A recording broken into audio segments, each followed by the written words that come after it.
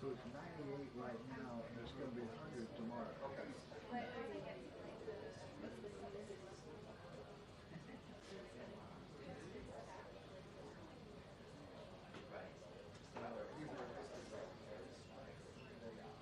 I don't know what the 42%. That's 42. Yeah, this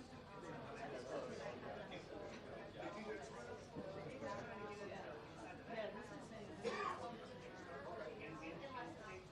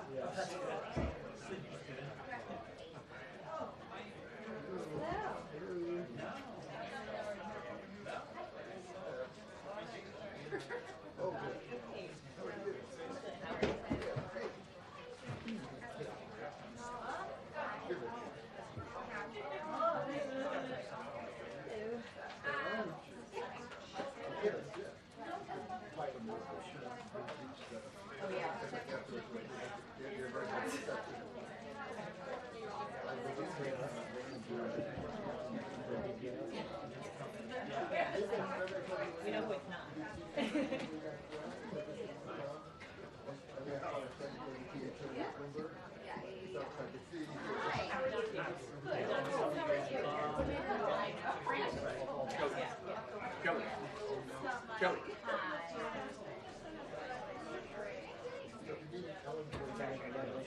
Thank you. Thank you very much. Welcome to your Yes. Kelly. I was President's Club. Here I am. Kelly. Your mic is back there if you want it. Oh, I don't know. Thank you. She's on fire. Yes. Here you go. Good afternoon, everyone. Okay. So last night, President Biden spoke directly to the American people about the urgent need to come together and lower the temperature in our politics. We must remember that while we may disagree, we are not enemies. We are fellow Americans, and we must stand together. We must stand together in the wake of an attempted assassination on the former President of the United States. Over the past several days, the President has been briefed regularly by key members of his Homeland Security team and senior law enforcement officials, and he has spoken directly to the American people. As President Biden has said, we are thankful the former president is not seriously injured, and President Biden, the First Lady, and the entire White House are keeping him and his family in our prayers. We also extend our deepest condolences to the family of the victim who was killed. Corey was a husband, a father, a volunteer firefighter, and a hero who lost his life shielding his family. Our prayers are with Corey's family during this unimaginable time. The president spoke about an ongoing investigation, and as he said, we do not know the motive of the shooter yet. We don't know his opinions or affiliations. We don't know whether he had help or support or if he communicated with anyone else. Law enforcement professionals are investigating those questions. And we urge that everyone avoid jumping to conclusions. Let the law enforcement professionals do their job. But as President Biden made clear, what we do know is that a former president was shot in a senseless act of violence, and a fellow American was killed while simply exercising his freedom to support the candidate of his choosing. We must not go down this road in America. There's no place in America for this kind of violence ever. We cannot normalize this. Right now, the most important thing we can do is unite against this type of political violence and reject it. That's what the president is going to focus on. As he said last night, while unity is the most elusive of goals right now, nothing is more important than standing together. Now, joining me today to answer your questions is Secretary Mayorkas. Normally would have done a gaggle because the president would have been on the road, but we wanted to make sure that we did this briefing, get it on camera briefing, and also have the secretary here to take any of your questions. So he has been alongside the president and the president's entire team as they work to get the answers for the American people. Secretary Mayorkas, thank you so much for joining us today. Thank you very much, Karine. Good afternoon. At the very outset, I want to echo what President Biden said last night.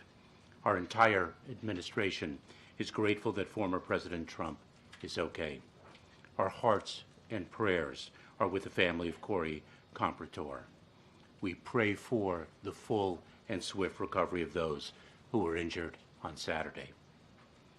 We are thankful for the heroic agents of the United States Secret Service who so quickly and bravely responded to the threat at Saturday's campaign event.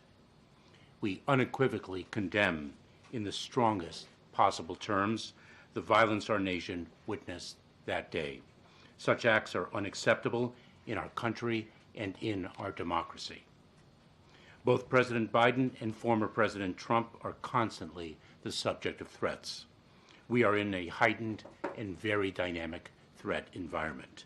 The United States Secret Service, we, including the FBI and our other partners across the federal government, take the threats very seriously and adjust security measures as warranted. Maintaining the safety and security of the president, the former president, and their campaign events is one of our most vital priorities. In light of this weekend's events, the President has directed me to work with the Secret Service to provide protection to Robert Kennedy, Jr. Both prior to and after the events of this past weekend, the Secret Service enhanced former President Trump's protection based on the evolving nature of threats to the former president and his imminent shift from presumptive nominee to nominee. This includes enhancements related to securing the former president during the Republican National Convention this week. I cannot discuss specifics of the protection or the enhancements made, as they involve sensitive tactics and procedures. I can say, however, that personnel and other protective resources, technology, and capabilities have been added. At the RNC, we have steadily increased implementation of significant physical and technical enhancements at every protective venue in support of protectees, including miles of anti-scale fencing, screening technology, and tactical support. We are also leveraging strong relationships across the law enforcement community, including agents and officers from Homeland Security investigations, the Transportation Security Administration, and state and local law enforcement agencies, all of whom have been deployed at the convention. Since the attempted assassination of former President Trump, we across the government are focused with urgency to understand how it happened. At President Biden's direction, an independent review of the incident will be conducted, one that will examine the Secret Services and other law enforcement actions before, during, and after the shooting, to identify the immediate and longer-term corrective actions required to ensure that the no-fail mission of protecting national leaders is most effectively met. The men and women of the Secret Service have one of the most solemn and difficult jobs in government. Their work involves tremendous sacrifice, risk, and bravery. We saw those qualities in action on the stage at this past Saturday's event. With respect to the tragic event of Saturday, the FBI is leading the criminal investigation, which is ongoing. An independent review will be conducted to understand the facts regarding protection of the event and make findings and recommendations accordingly. I will therefore not be able to comment on the facts subject to investigation and review at this time. With that, I will take your questions. Thank you, Secretary. On that independent review, who will lead that independent review? What is the timeline for how long it will take to understand the failings that happened on Saturday? And will those findings be made public, or at least a summary of those findings be made public? We are indeed in the process of selecting who will lead the independent review. The findings indeed will be made public. It is very important that we achieve transparency so that the American people have confidence in the work of the review and in its findings and recommendations. And we need to move with swiftness and urgency because this is a security imperative. I'm sorry, Mr. Secretary. On that, does the President have confidence in the Secret Service director after Saturday's failures? I have 100% confidence in the director of the United States Secret Service. I have 100% confidence in the United States Secret Service. And what you saw on stage on Saturday with respect to individuals putting their own lives at risk for the protection of another is exactly what the American public should see every single day. It is what I indeed do. Thank you, Secretary. Is the Secret Service stretched too thin? The Secret Service in times like this calls upon other resources and capabilities to handle a campaign of this magnitude. This has been the case each and every presidential campaign. We draw upon resources not only across the federal government, but with state and local law enforcement. And I do intend to speak with members of the Hill with respect to the resources that we need. And a few House Republicans have suggested that this was an inside job, that this administration or the Secret Service wanted Donald Trump to get shot. There are conspiracy theories proliferating online. How do you feel? How does the rank and file feel when they hear that? So let me just say this. First of all, that is preposterous, and it is also dangerous to propagate rumors that are so unequivocally false and provocative. And as the president so powerfully said to the entire nation, we have to tamp down the rhetoric in this country. The rhetoric itself creates a threat environment that really is quite dynamic and evolving. Mr. Secretary, what concerns you about the fact there were witnesses who had identified a gunman on the building? There was local law enforcement assigned to that building, and of course the Secret Service having the overall responsibility. Where do you think a breakdown may have occurred? Is it because you had to rely on local law enforcement, maybe not having the kind of synergy you might need? Where do you see the breakdown with witnesses saying there's a gunman and action not happening fast enough? There have been statements by many people with respect to what did and did not occur. We're going to let the investigation and the review deliver the factual findings, and will act upon those. We rely upon local law enforcement and other assets, resources, and capabilities every day. And we are incredibly proud to do so, and we're incredibly proud of the courageous law enforcement officers upon whom we rely. In the time that you've been here, the former president has selected J.D. Vance. What can you tell us about the security for the running mate? So the United States Secret Service, when a selection is made, will provide the appropriate level of security. When you say we're in a heightened threat environment, what's the underlying reason for that? What can you tell us more about that? So this is something that both Director Wray of the FBI and I have communicated publicly, both in hearings and outside the hearing context. The threat landscape is very dynamic, both domestically, with the rise of domestic violent extremism. The rhetoric to which one reporter referred only contributes to that. And of course, we have seen the foreign threat environment increase as well. Jen. Thank you. You just said that you have 100% confidence in the Secret Service. Does the president share that confidence? Have you talked to him about it? I will not speak for the president, but I know as a protectee, he's incredibly proud. I'll speak to that when it's my turn. Go ahead. Hi, Secretary. Thank you. Can you speak to any enhancements to the president's security for his trip to Las Vegas this week and other locations? I mean, how has that changed, if it's changed at all? And I have a second question as well. So I'm not in a position to share particulars because we do not disclose tactics, techniques, and procedures. But let me say that adjustments have been made to the former president's detail, to the current president's detail, as well as to the vice president's detail. And with social media companies, I mean, terms like deep state have been one of the most viral terms over the weekend on platforms like X, on Meta. Has there been any outreach to these companies from administration officials to try and stop the disinformation or kind of quell it in any way? Well, the rhetoric that we hear, we are very mindful of the First Amendment right. That is one of the underpinnings of this country.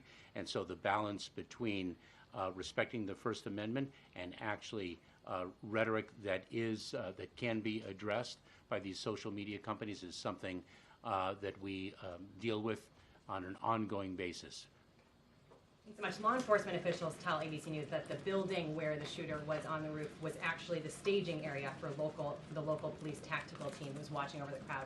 I understand you can't comment, you have an independent review, but why would the Secret Service not be tasked with overseeing that building with a direct line of sight at the former president? So once again, I will not comment on specific facts or asserted facts with respect to the subject of the independent investigation, both the review and the FBI's criminal investigation. But remember something, that local law enforcement with whom we work all across the country, including, for example, at national security special events such as the NATO summit that concluded successfully. That is something that we do all the time. It's a very well-defined protocol and regime. Was the local law enforcement in direct communication in real time with the Secret Service, or was was there some sort of breakdown there? Again, I'm not in a position to speak of particular facts of what did and did not occur on Saturday. Mr. Secretary, would the President dismiss his Secret Service director if this investigation returns findings of failures by that agency that could have been prevented? I am not in a position to speculate, nor should I. How is it that we are now about 48 hours out from this, just shy of that, and we still don't have any information on a motive? Is it that the investigators are withholding any information out of sensitivity to this heightened threat environment that you mentioned, or the political events that are happening right now? So remember something, that the assailant is deceased. He was shot and killed by the United States Secret Service. The ability to identify a motive is something that, in this situation, is a result of extensive and intensive investigation. And so it is, in fact, only 48 hours after the tragic events of Saturday.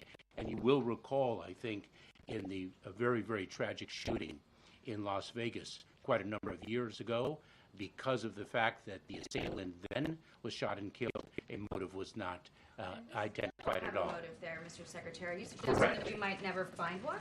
I'm not suggesting anything. I just cited that as an example of the difficulty in identifying a motive. And one more, sir. At least 8 Republican lawmakers have blamed President Biden for this. An additional 21 blamed Democrats, the left, and the media critical of Trump for driving the rhetoric that led to this outcome.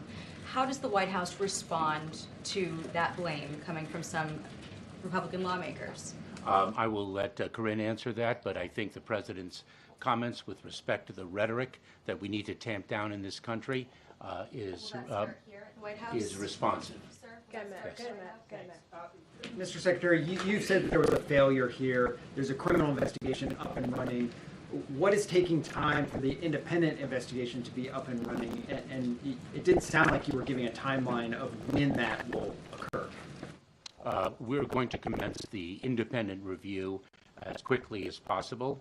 We are going to be reaching out very, very shortly to individuals who will hopefully lead that independent review, and I will communicate to those leaders the need for swiftness of action in light of the fact that we are dealing with a security protocol. But if that's the case, is this like days, weeks? What is your sense of timing of when this review will be up and running, given the security? Days. To follow up on that question, you say in the interview you're reaching out to people who will lead that. Are you talking about people outside of government? Are you committed to somebody who does not work for you or for President Biden to lead this review? I am committed to going externally of the department and externally of the government so that no question of its independence can be raised. Thanks, Karine. Secretary, I understand... If I may, Peter, it's very important that this independent review have the confidence of the people. Secretary, can you give us any details at all about what areas this review will be looking at in terms of the failures that happened on Saturday? I would rather not until this review is underway. Just quickly, if I may, Secretary, can you fill out any more of the timeline of what local law enforcement knew or didn't know before the shooting? This is in reference to this interview with an individual who said that he saw somebody crawling up the building, and we're still a little unclear on the timeline of how that information was communicated. I hate to end this session on an answer on a question that I cannot answer, and so perhaps Karine will reach out for another question. Because as I mentioned before, I cannot speak to what did and did not occur. The facts are the subject of an independent review, or will be, and also a criminal investigation is underway. In that case, is there any progress on cracking into the suspect's cell phone? Same answer. So what do you tell them? No. Thank you, Mr. Secretary. Thank you for coming to this briefing. You said that you have 100% confidence in the Secret Service. Do you have 100% confidence in Director Cheadle specifically? Yes. And Mr. Secretary, since Saturday, has anyone been reassigned or removed from Donald Trump's security detail? I don't have knowledge of that. I do not believe so. Okay, last question in the back, go ahead. Thank you, Mr. Secretary. Is the U.S. Secret Service, they're responsible for, of course, protecting a wide variety of events. Are they considering changes to the type of outdoor events that will be coming up in the next, 4 months of campaigning for candidates on both sides? We are constantly, the Secret Service and the entire community is constantly assessing the threat environment, the threat landscape, and making adjustments accordingly. And so that is a factor in our assessment of the landscape. Thank you, sir. What do you tell Americans? Thank you.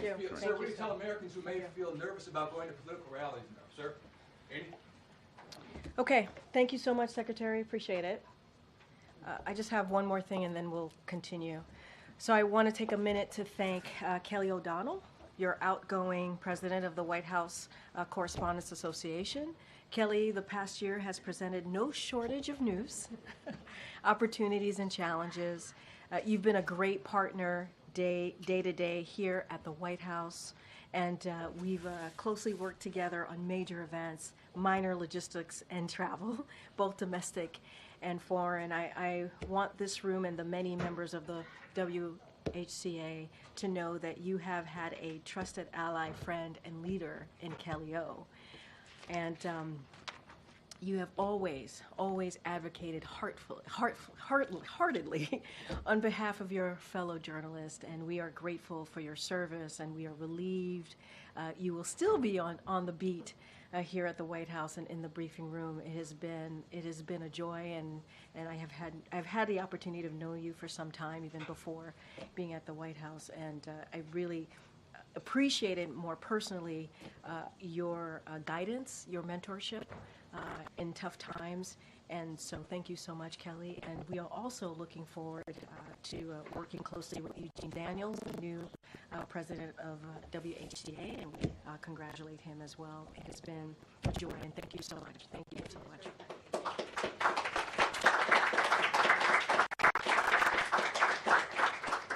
All right, Zeke, let's go.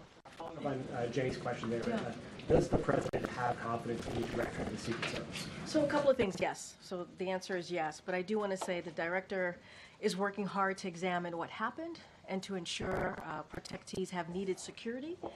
And she is committed to cooperate fully with the independent review that the president obviously announced and directed to move forward with just a day or so ago. Everything is moving so quickly.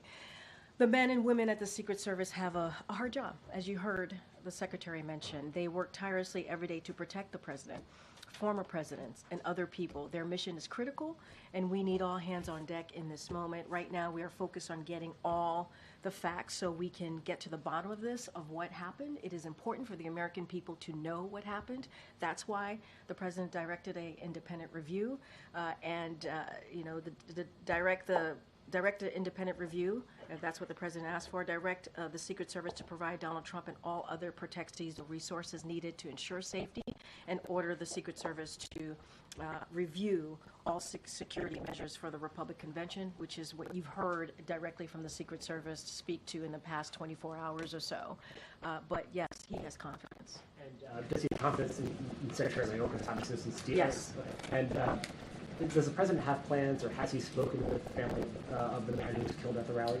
So you heard me at the top, and you heard the president speak in his Oval Address, and one time before that, obviously, and he gave a heartfelt condolences to Corey's family and the families, obviously, who were affected by the horrific shooting on Saturday. And so the president understands loss, obviously, as you all know. He understands what it means to lose someone that you love. Our condolences, our prayers go out to Corey's family. I don't have anything else to add. We want to be really, really mindful and for their privacy, protect and respect their privacy. I just don't have anything else to add to that. And then lastly, the president last night said it's time for everyone in the political space to tone it down, to cool the political rhetoric. Does the president regret anything that he has said in the course of this campaign about his Republican rival or anybody else in the political space? Does he plan to adjust his rhetoric, or is it just a call for other people to make changes? So I want to just be very clear, and you know this. I've been asked about anytime there's violence, sadly, that comes up across the country. The president has always, always spoken out forcefully against violence, always. Political violence has no place in America. You've heard the president say this. He repeated his thoughts in the Oval Address last night. He repeated his thoughts multiple times before then, and obviously throughout his presidency, throughout his entire career. We want to make sure that we are not politicizing this. At this moment, it is not a time to do that. We want to make sure that we bring Americans together. When you think about why the president ran in 2020, the cornerstone of his presidency is uniting this country, And he also said that it is okay to have disagreements on agendas. It is okay to have disagreements on character or record, but we cannot have violence in this country, and that is something that he's going to continue to be very, very clear about. Does he or does he not regret anything that he has said about former President Trump or any of the other political rivals? What I will say is the president has forcefully spoken out against violence. That is something that he has done over and over again, and he believes that he feels strongly about the stakes of this campaign. He feels very, very strongly about that. He wants to bring the temperature down. He wants to lower the temperature. It is important that we do that, and it is a moment that we come together. And that is what this president is all about, and he wants to continue to work on uniting this country. That's what he wants to focus on. Follow up on that. Just last week in Michigan, President Biden called Trump a threat to this nation. Should we expect that he will not be calling out Trump with that kind of rhetoric going forward? So what I will say is that it is important, right? We believe it's important to continue to forcefully speak against any type of political violence. That is what the president believes. And we do not want to politicize this moment. Politicizing this moment is unacceptable. We believe, and the president believes, you heard from him in a very clear statement last night about the importance of uniting this country, the importance of continuing to do so, and that we cannot tear America apart to score political points. We cannot do that. And so we don't want to politicize this moment. We want to unite. We want to continue to focus on that, and that's what the president's going to focus on right now. So will his messaging change this week? His messaging is going to be really clear. He's going to continue to engage with the American people. That's what you're going to see in the next upcoming days, upcoming weeks. Nothing different than what he's done in the last almost 4 years, and lay out his agenda, highlight his agenda. There are differences. There are differences in our agenda and what Republicans believe, right? There are differences. And that is okay. And it is okay to speak to someone's record and someone's character. But we cannot accept violence. We cannot accept that. And so the president's going to continue to do that, highlight his agenda. It's important for the American people to hear directly from him what he has done the last 3.5 years and how he sees the future of this country. That will not change. Speaking of that agenda, the president told a group of Democratic lawmakers on the phone this weekend that he has been working with experts on some Supreme Court reforms that he will be unveiling at some point in the future. Can you tell us anything about those reforms, when he might unveil them, and what he is seeking to achieve? I appreciate the question. I'm not going to get ahead of the president, so I don't have anything to share at this time. He also said in his press conference last week that he is looking at rent caps. What can you tell us about his policy when it comes to rent caps? Again, I'm going to let the president speak to that when the time comes. Thanks, JJ. To follow up again on the Oval Office address and lowering the temperature, does the president want to see any concrete actions from former President Donald Trump to show that he too is working to lower the temperature? I'm going to let the former president speak for himself and move forward with how he wants to move forward with his campaign, with how he sees the country, the future of this country. He has to speak to that. I'm not going to get into that from here. And is there anything else you can tell us about the call between the president and the former president, what the tone was? Did the race come up at all? Did the former president mention anything about politics, or was it just well wishes? So, look, I'm going to stick to what we have been able to confirm for all of you. Obviously, the president said this as well, that they spoke on the president said this on Sunday. Yesterday, he spoke with Donald Trump on Saturday. He is sincerely grateful that he is doing well and recovering. He had a good and respectful conversation with him, and that the president and the first lady will continue to keep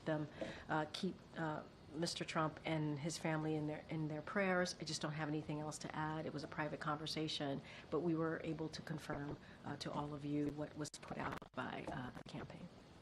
Was it a matter of minutes, a phone call? How long was it? So it happened on Saturday. Don't have a timeline for you. It was a respectful call. It was a good conversation, and the president's going to continue, and the first lady is going to continue to send well wishes. Does the president feel like this effort to get him to step aside has now fizzled out? We're not going to politicize this moment. We're just not. The president's going to continue doing what he's been doing for the past couple weeks, for the past 3.5 years, which is going out there, engaging, talking directly to the American people about his record, what he's been able to do on behalf of the American people in the past 3.5 years, the economy, healthcare, continue to expand healthcare, continue to make sure that the wealthy corporate and billionaires are paying their fair share, and make sure that we're building an economy from the bottom up, middle out. That is what the president's going to focus on. We're not going to politicize this moment. Lastly, we saw reports that he had met with Chuck Schumer over the weekend. Is that true?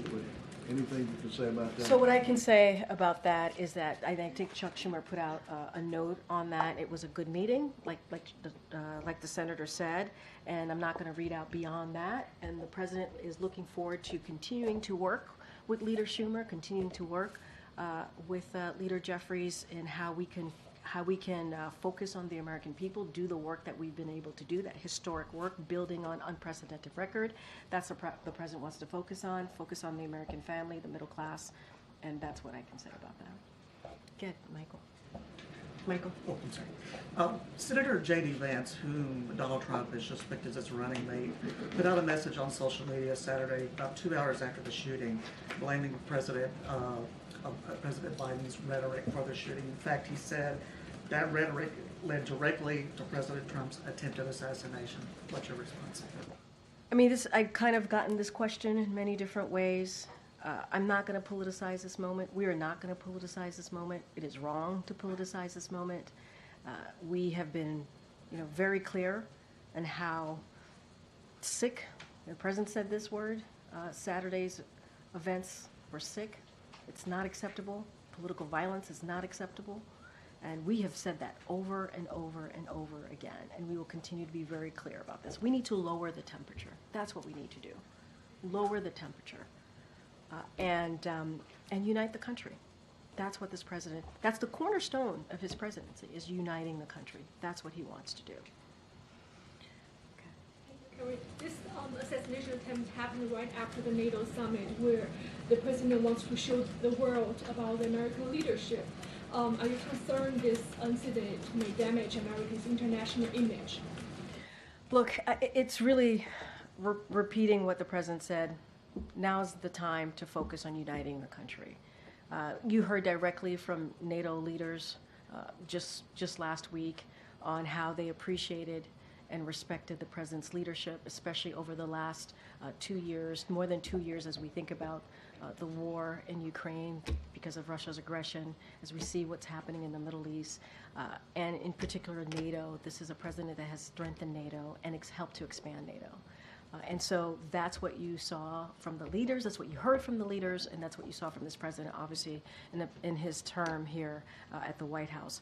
We're going to continue to hear directly from the president. We got to lower the temperature. We got to unite the country. That's what the president's going to continue to focus on. Okay. Thank you so much. Have the tragic events of this weekend shifted the president's sense of urgency or position on gun control legislation? And then secondly, there's been a lot of right-wing chatter about the female agents guarding the former president, specifically whether women are up to the job. People are noting that they're smaller, that they weren't able to cover the president, but I mean, this is a talking point that is circulating. So what's your response? That's ridiculous. To your second question, obviously, it's ridiculous. Not to your question. I understand why you're asking the question. The sentiments coming from that about women and not being able to do the job, that's ridiculous. Just to be really clear about that. And look, you heard from the secretary. These men and women put their lives on the line. What they're doing is brave. And we should not discount that. We should not discount that if it's a man or if it's a woman. And to have that sentiment out there is unfair and it's ridiculous. Now, to step back, there's going to be an independent review here. This is something that the president directed and asked for. We got to get to the bottom of this. of what happened, and the American people deserve an answer, and that's what the president wants to see. And so getting into these types of speculation is just ridiculous. It's just ridiculous. Yeah. Oh, yes. Look, the president has been obviously a strong advocate on gun control. He has been throughout his career as a senator, as vice president, and now as president. As you know, we were able to get a bipartisan legislation done, the first bipartisan legislation to deal with gun control that we hadn't seen in about 30 years. And the president led on that effort and was able to get that done. There's a lot more work that we need to do. That is on Congress. We have to continue to get Congress to ban assault weapons, for example, and to do a lot more. The president has signed more than 24 executive actions because we understand and he knows that guns are an epidemic sadly in our country. It is an epidemic. The number one killer of our children is guns. And that should not be. That should not be. And so the president's going to continue to be steadfast on this. We have the White House Office for Gun Prevention, which the vice president leads on. That is something that was created here in this White House, never existed before. And that shows the president's commitment on dealing with this epidemic. Okay. And speaking of the Office of Gun Violence Prevention, in the past when there's been mass shootings or casualty incidents with gun violence, they've sent resources and had folks on the ground. Are there any plans to do that for the folks? So right now, as you know, it's an FBI investigation, so they got to get to the bottom of it and see what occurred and see what happened and get answers to that. I don't have any information at this time on how the White House Office of Gun Prevention is assisting in the families and obviously the folks who attended. I would have to speak to them directly about that. But we need to get to the bottom of this. That's why there's an independent investigation. That's why we brought the secretary here to answer your questions, to be as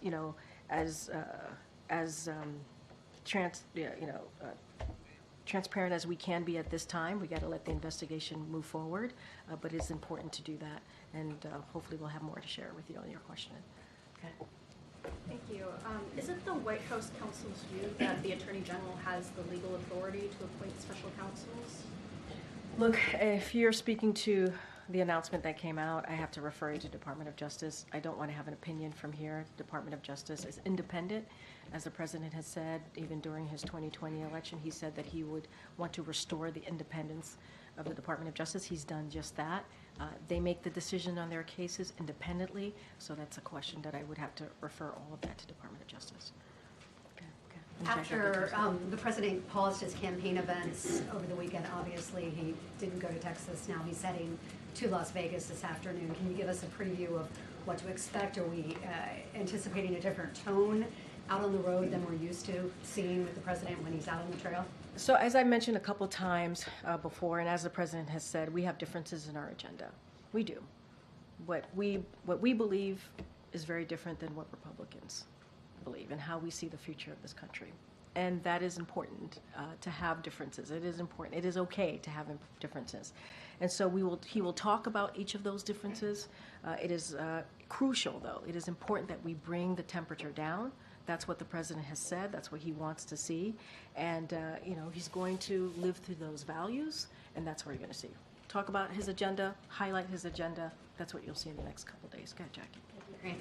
Taking another stab at the question you've answered several different ways, but I guess more simply, are we going to continue to hear the president in official events or on the campaign trail use the phrase threat to democracy specifically? I want to be very clear. The president's always going to denounce violence, forcefully denounce it. He's always been against this throughout his career, throughout the last 4 years. We do not want to politicize this. It's unacceptable to do that. That's what the president has said. It is time to bring this country together, to bring American people together. That's what he wants to see. And so that's where I'm going to leave it. He wants to unite this country. And that is something that he's been saying since 2019. Be really hard to do, though, if you're trying to make a shift away from what has been the platform of this administration, of his campaign, in that the view is that Trump and the MAGA Republican agenda is a threat to democracy. So how do you get that message across while bringing the temperature down? How is that phrasing going to be replaced? Is it going to be replaced? Well, Look, what I can say is this. We have our differences, and it's okay to have our differences. And it is okay to speak to someone's record, to speak to someone's character. That is the difference of, that is important to be able to do, to show, right, what the American people, what you're all about. We're just going to continue to denounce violence. It is important to do that, forcefully be against violence. Political violence has no place in America. It should not be. It does not have a place here. The president's going to continue to be very, very forceful about that. But we have a difference of agenda. That is the truth. That is the truth. And we're going to continue to speak to that difference, and the president's going to highlight his agenda. Does the president view Trump's agenda as a threat to democracy? Look, what I will say is right now we're not going to politicize what happened on Saturday. What happened on Saturday was horrific. It was. It was sick, as the president said. And we got to move forward in the way that we respect each other. That we don't have this type of discourse. Can you bring us inside the room, though, in a way that you're asking to bring down the temperature and have people consider the language that they use in order to dial back where we're at? So how are those discussions going on inside? Is there reflecting on language that's been used? What example is the president setting for others? Well, I think the president has set an example on Saturday. No, but we can't also discount what's happened in the past 3 days, right? We can't discount what the president did on Saturday, right? We can't. He spoke to the former president. He was briefed by his team. He addressed the American people the same night, right? Came back to D.C. Yesterday, he had another briefing with his team. Right after that briefing, he went into the Roosevelt Room, spoke to the American people, and then used the Oval Office, one of the most important tools to use, important places to give an important address to the American people in prime time on a Sunday. I think that's important. He wanted to make sure that the American people heard directly from him, from the President of the United States, and also wanted to lay out that we should be able to have differences. Violence shouldn't be part of that, right? He wanted to lay that out and say we have to bring the temperature down. I feel like those 3 moments that we've seen in the last three days shows how the president is moving forward. It does. And it is lowering the temperature, saying violence has no part in our democracy in America, and saying it is okay to have differences. He also said that. He also said it's okay to have differences. Go ahead, Annie. If we just take Jackie's timeline that you just referenced and move it back 4 days before today, when the president was in Michigan, he said, over my dead body, it will happen, referring to Trump becoming the president. He also said, another 4 years of Trump is deadly serious. Deadly serious. And I think that's the type of language that we're referencing here. And would it be possible to get some sort of indication about whether that kind of language is what we'd expect to continue to hear from the president? So look, what I would refer you to is basically what I told Jackie's the last 3 days. And what the president has said, you heard directly from him, what he's laid out, how he sees the future, how it's important to be able to speak to different agendas. It is. It is important to speak to someone's record, someone's character. Violence has no place in America. Political violence is not okay. It is not. It is just not. The president said what we saw on Saturday was sick. I've said this about 3 times. Use that word 3 times in this press briefing. It is not something that we should condone. We have to condemn violence. And that is something that this president has done throughout his career. I think we're clear on that. It's just will the language shift from the president, given What what you're talking about? What I will say is you'll hear the president highlight his agenda over the next couple days. He will continue to do that. He will speak to the importance of the American people understanding the differences of where he stands and where Republicans stand. I got to be mindful here because it is a campaign that we're speaking about. And I think, though, if you look at what the president said, if you heard what the president said the last 3 days, and how he's led this country in this horrific time that we saw coming out of Saturday, I think that's important. And I think that's what the American people want to see. Toning down the rhetoric and condemning violence. I got to wrap it up. Go ahead. I'm being Karine. pulled. Yeah, thanks, Karine. So then, given the language from the leader of the free world, how does the president or the administration bear any responsibility for the environment that we're in? What I will say is, and this is just a repetitive of what I'm saying here, we have to lower the temperature. You heard that from the president. There's no place in America for violence. It is important that we are really clear about that. We do not know. We do not have the answers to what happened on Saturday. What we know is a former president was shot. That is not something that should be accepted here, right? That is something that we have to condemn. That's what we know. There are a lot of questions that are still out there. There are a lot of questions that are still out there, but we have to lower the temperature. But the president from the Oval Office said we have to look. Yeah, the president from the Oval Office said we have to lower the temperature, but he never said it starts with me. When it comes to political rhetoric out there, when it comes to being mindful of how we are moving forward with our politics here, it takes all of us to lower that temperature. And I think that's important. That's important to note, right? And I think that's what the American people want to see. They wanted to hear what the president said in the Oval yesterday. They wanted to hear what the president said on Saturday, right? It is important to speak to the moment that we're in and say, we gotta condemn this type of violence. We do. Now, there are a lot of open questions here. We don't have answers to those open questions. The independent investigation will be thorough. That's what the president wants to see. We want to get to the bottom of it because there are questions that the American people should know as to what happened, what led to that awful, awful night on Saturday. I have to actually, the president is waiting for me, so I have to actually go. I'll see you guys on the road. Thanks, everybody. Thank you.